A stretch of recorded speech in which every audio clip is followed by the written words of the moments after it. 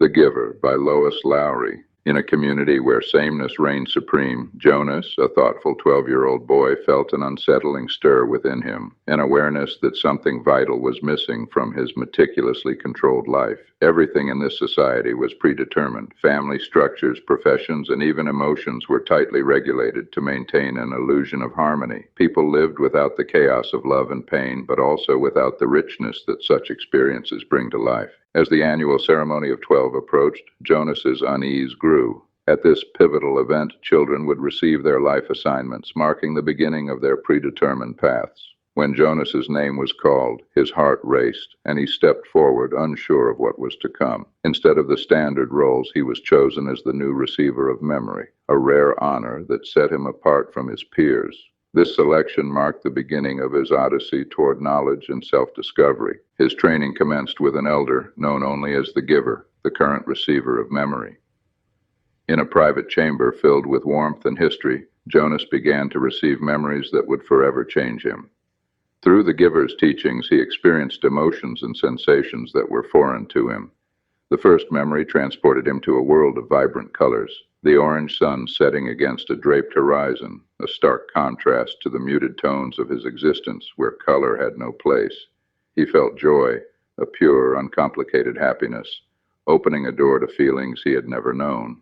As Jonas delved deeper into the reservoir of memories, he confronted pain and suffering, the memories of war and loss, of hunger and despair. Each memory was a weight he carried with growing intensity, forcing him to grapple with the profound complexity of what it means to be human. He learned that pain is intricately woven into the fabric of life, and without it, the beauty of joy lost all its meaning. But with knowledge came conflict.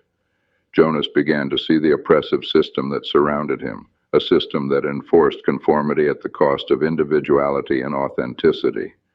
The community's practice of release, he learned, was not the benevolent act they had led him to believe it was. Through witnessing the release of a new child, Jonas faced a harsh reality. Lives were extinguished to uphold the community's ideals of sameness and control.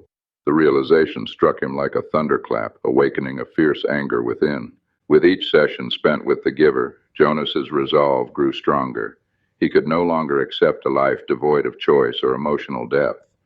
Inspired by a flicker of hope and conviction, he made the audacious decision to escape the community, a journey towards freedom and truth. In planning his departure, he learned that he was not just liberating himself, but potentially igniting change within the community as the memories began to ripple through its fabric. As he fled into the unknown, every step was surrounded by nature's beauty, yet stark reality. The forests pulsed with life and color, each gust of wind a reminder of what was lost in his controlled existence. The journey was fraught with peril, not only from the physical challenges of the wilderness, but also from the weighty burden of memories he now bore. Ultimately, Jonas's story culminated in an ambiguous choice. Would he find a new community that embraced the depth of humanity, or would he stand alone against the cacophony of isolation? As he ventured further from the confines of his former life, the narrative left both Jonas and the reader to ponder whether a world thriving on individual experiences and choices was worth the sacrifices necessary to attain it. In his quest, Jonas transformed from a compliant boy into a courageous explorer of what it means to be truly alive. He became a symbol of hope, challenging the boundaries of conformity and inspiring others to question the very essence of their existence.